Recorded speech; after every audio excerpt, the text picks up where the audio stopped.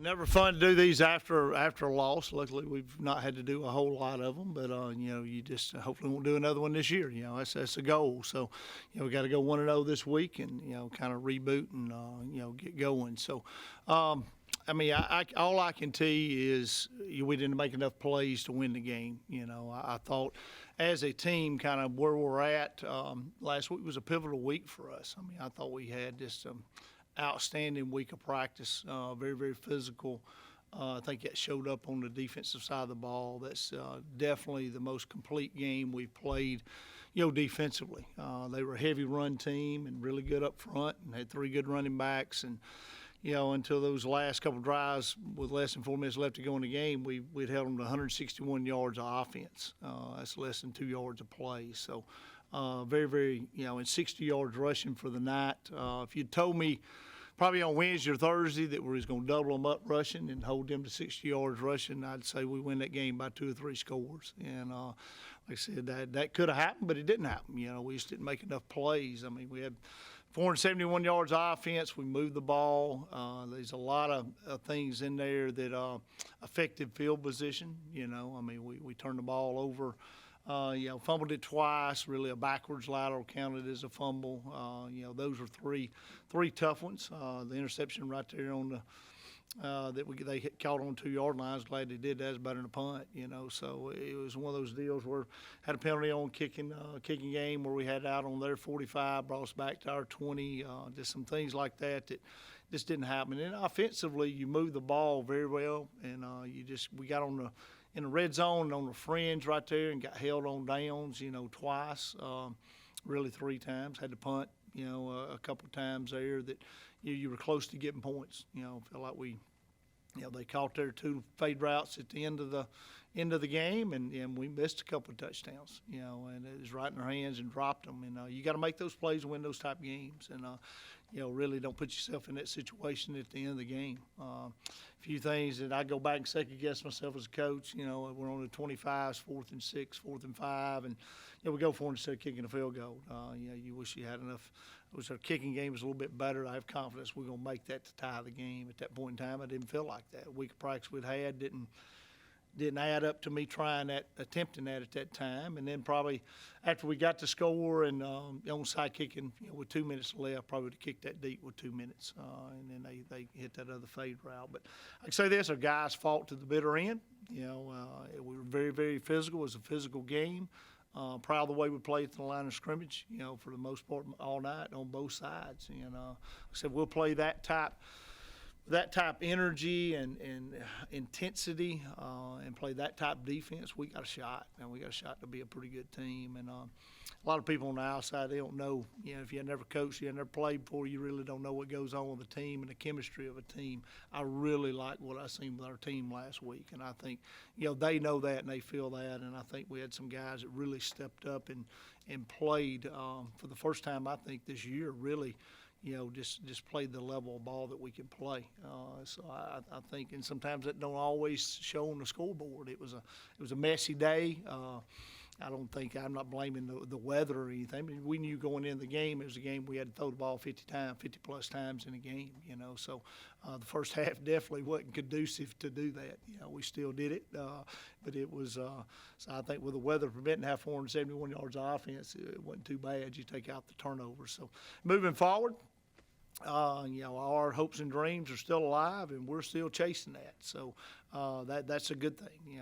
All we can do is to go 1-0 this week and take care of business this week at home against Murray, who is a good football team. They beat Tennessee State pretty handily at home at Tennessee State's field. They've been in pretty much every game that they've been in. They had the ball inside the 10 within a score at EKU this weekend. So OVC, you can't sleep now. You got Tennessee State, they up and beat Austin Peay last week. So as I was saying, you got to bring your A game every week to have a chance to win. So our job is to get a W this week any way we can. Ross, could you expand a little bit on what you're saying about seeing a lot of things you liked from your team last week and on Saturday? Well, I mean, you just you challenge guys. I really challenged these guys last week because I feel like it's time for young guys to grow up. And it's time for old guys to be old guys, and lead and do their job. And like I said, we've kind of been like a roller coaster a little bit, as far as the way we've played, and we just want to be consistent. And I think there's a lot of life lessons that come in the day that my job is built on wins and losses. The day I need to quit, so I want to win more than anybody wants to win. And like I said, the men these guys are going to be 10 years now, 15 years from now mean something to me. And I can tell you right now, they're battling their butt off to be the best they can be every day right now. And I like that. The way we're going and attacking practice, things we're doing off the field, all those things, I like what I see from this team. And, certain teams gel and peak at certain times during the season. And that's what I told them last week. I said, we definitely peak too early, So, but it's never too late on a season, So, this season has got a lot of life left in it. And, we're going to fight to get everything we can get out of it. And I got full confidence these guys are going to do that. And we're going to go to work today, and we're going to have a positive attitude about it. And we're going to work to get that win on Saturday, and then we're going to move forward to the next week. Coach Cross, you mentioned this just briefly after the game and just briefly in your opening statement about still having goals in front of you. Could you talk a little bit more about that and kind of expand on what you mean by that? I think everybody thinks our goal is to win the OVC, every year, and that's our ultimate goal. No, it's not. I think we built it up to where a lot of times we've had teams that, once they got the OVC clinched, they felt like they had a season. They would say, hey, man, good job, guys. Let's go on to next year type deal. And that's not where you want the team to be. I mean, we fought that mentality before. So you want your team at the end of the year to be hungry, be the best it can be, and get in the playoffs. It don't matter how you get in the playoffs. Get in the playoffs, because that's the fun thing to me about FCS playoff system. We're sitting here with 3 losses, and we're not out of it. Last time I checked, we got beat by a Youngstown State team that had 3 losses, and they went to the finals. So that playoff system, once you get in, everybody goes 0-0. It don't matter what your record is. So our job is to get better every day, which affects how good we're going to be. How good we are today, and this week in practice will affect how good we are at the end of the year.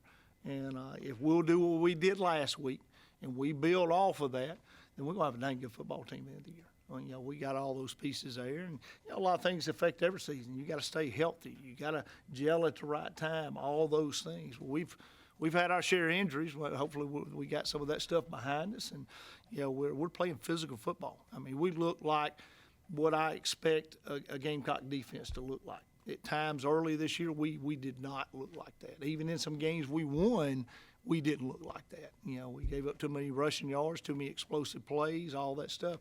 We looked like we expect to look on defense on Saturday. So that's something to build on, and then we just got to keep getting better. Could both players, Tre and Michael, could you guys talk about last week and Saturday as far as what Coach Cross is talking about, being more physical and kind of growing as a team and moving forward? Yeah, I'll speak up first on it and just say, like, Coach, just to piggyback what Coach Gross said, it was just more physical week. Honestly, if you ask me, I wasn't worried about SEMO. I was more worried about Jacksonville State. I mean, on the defensive side of the ball, I know we had some of the defensive guys play scout team this week just so we could be more physical up front. And, I believe it showed up on Saturday's film. If you go back and watch the game, it's one of the top rushing offenses we played this season in the FCS, really. And we were just too prideful of a defense just to keep letting everybody, from the outside in, bashing us as a defensive front. And it was just, I didn't want that stigma to be stuck on this defense, especially I would say as a leader of the defense. We just, like I said, it was just too prideful for us to go out on a game like that and just let everybody keep saying that about us. And so we decided to step up to the plate finally and worried about ourselves. And it started in individual units. Like my defensive ends, I got a lot of freshmen. I told them this is going to be a crazy physical game. I played in it last year, and I told them, I don't care what you do, just go out there, have fun, but be physical. That was the motto for the week: be physical. Michael, could you talk a little bit about the week and the game? Well, like Coach Gross said, he did challenge us a lot, and we had to pay more attention to detail for us on the offensive side of the ball, and I feel like we've been doing that now. Now that coaches, honed in on that, like that's what we need to get better at doing, and I've seen that it's been shown in the games, and obviously our run game is getting a little bit better, and that's credit. I give credit to our offensive line and our offense as a whole, and I just give the credit to them, to those guys, and us getting better as a unit and not giving up and not just listening to the coaches say that, hey, we need to get better. Hey, our offense is not as good. Our run game is not as good. That's what Jacksonville State's been known for so many years, and that's how we, I have to say. Michael, you show a lot of patience running the ball. Is that something you've always been able to do, or just wait on the old to develop? Oh, well, it really came from me learning who's pulling and just learning how the offensive linemen are moving at the time, and that's what helped me slow down and to be patient to read some of the holes. Coach Cross, it looks like Michael's gotten more carries past couple of games. Could you talk about what he's doing to earn that opportunity? He's as consistent of as players we've got. He's always where he's supposed to be. He's an excellent student.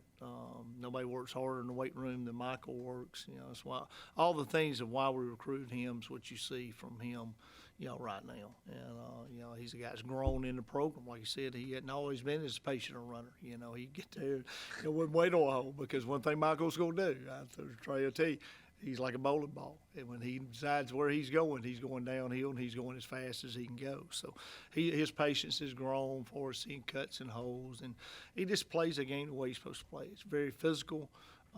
He plays it with high energy, and you know what you're going to get from him every snap. He's just a reliable guy. He blocks very well in pass pro. He can catch a ball out of the backfield. We're not going to talk about that, Michael, how that's progressed since he's got here. So, he had not done a lot of that in high school, and he's gotten a lot better catching the ball out of the backfield. But like I said, he's just a rock-solid guy. Man, he sums up everything that I want in a Gamecock, that's for sure. So, like I said, he's becoming a leader, and he's not the most vocal guy, but just in the way he does his job, man. And you see it when he runs a ball. He lights our sideline up when he runs it. Very seldom, the first guy there is going to tackle him. So like you said, our offensive line is getting better and better, and they're kind of gelling together. I think you running back, it takes a little time for you offensive line, you running backs to kind of get on the same page, and seen that a lot. We played questionably, maybe the best front we've played Saturday, and we rushed it probably for as many yards against a really good front. You take a couple sacks out there, we're probably up over 150 rushing the ball. So, like I said, I thought we had a good night running the football, and we'd like to always done a little bit better. But like I said, Michael's a solid guy. Tre, I could see you agreeing with some of the things Coach Cross was saying about Michael. Could you give some of your thoughts on your teammate? I love watching Mike. I've seen him play in high school, to the college level, so it's just fun to see him keep same work ethic as he did in high school. And it's like Coach Cross said, you see him out there running. I like watching him from the sideline. I ain't got to be the one to always throw it up with him in practice anymore. I get to see him run against other teams and stuff like that. So. He's electric. He's electrifying to watch him run people over and juke people out and all this other stuff that he does. I don't know about the juking part, but hey, because like Coach Gross said, he's downhill. He's rock. I wouldn't want to be in front of him for 30 snaps, 30 carries a game. I don't want to, after a while, you get tired of hitting that. Can you talk about what Tre's brought to leadership to the defense to help them improve? Well, in that front, it's kind of like what Tre's talking about earlier. Young guys. Besides, we got just a couple, 2, 3 older guys up front. So I think he brings these wise wow in his room for sure. In the defensive end room, he's a guy that's got experience. He's done a really good job, I think, of bringing those guys along. Is that player mentor in that room? Because he's got some young guys are pretty talented guys, but they just don't know. And like I said, he's done a good job of being patient with them and coaching them a little bit on the side and kind of bringing them through some growth. through the season. So I think you can't replace his leadership in that defensive end room and how he plays. And he's another guy that's very, very consistent. Good student off the field. It's where he's supposed to be, when he's supposed to be there. And, he's kind of showed them guys that because, sometimes you get guys in here and never had to do that and be accountable. He's had to show them how to do some of those things and why that stuff's important. And like I said, I think, his leadership in that room has really paid off for us. What about your experiences at Auburn and here have helped you this year to play that role? I just learned from some older guys, being at Auburn. I came in, I knew a bunch of guys that were older, 2-3 years older than me, and just being in that room, defensive room, and seeing how the older guys meshed with the younger people, I just kind of took on some of their ways and mixed them with my own. And, being here, being in that, being where I'm at as a senior, I'm not the most vocal leader. I'm not. But I help the guys as much as I can. I always tell them, if you need help watching film, I'll give you keys, pointers, how to watch film. I try to be there for the guys on and off the field, especially off the field, because you don't never know what somebody's going through. So you just got to be there for people and be nice to them sometimes just because. So I just try to be there for my guys, especially specifically in my room, but it goes for the whole defense. And, especially during fall camp, our coach challenged us, just get to know other players, other people at different positions. Don't matter where you're from or what color your skin is or anything. So just get to know everybody. And, just like my experiences here is just, I tell my guys, the little things matter. So what you're doing outside shows up what you're doing during the game and then practices and stuff like that. So, everything, you got to be accountable for everything because everything's going to show up sooner or later. Coach, you mentioned about the kicking game, not really have confidence to go for some of those field goals. Have there been injuries there? Is it just? Well, yeah, Parker Holland's been hurt, most of the year. And like I said, just we do well in practice on Wednesday. And I'm an old guy. I'm kind of old school on that. You're going to play like you practice. And, we didn't do a good enough job, during the week to show me that we was going to make that field goal. So I thought my percentages were better of, trying to get a first down and, get a touchdown out of the situation. Now, if we'd have been inside the 20, I probably would have kicked it. He's just on that fringe of where you ain't got much of a chance. Percentages drop way down, when we're back as far as we were. Because that would have been a 42-yarder, So if you'd have been inside a 40 possibly, we'd have gave it a shot. And I thought hey, we go for it here. We got them backed up anyway. We'll get the ball back. And that's kind of what as good a defense as we play in. Really had confidence in our defense getting us the ball back. Didn't expect a 80-yard touchdown pass on 2nd and 15. So to give that up, they had not hit a lot of those. Most of the night, and like I said, good play on their part. They made the play they need to make. We didn't. So we get them stopped right there. We get the ball back probably midfield. So we got another shot at it. So like I said, that's kind of the way the situation played out.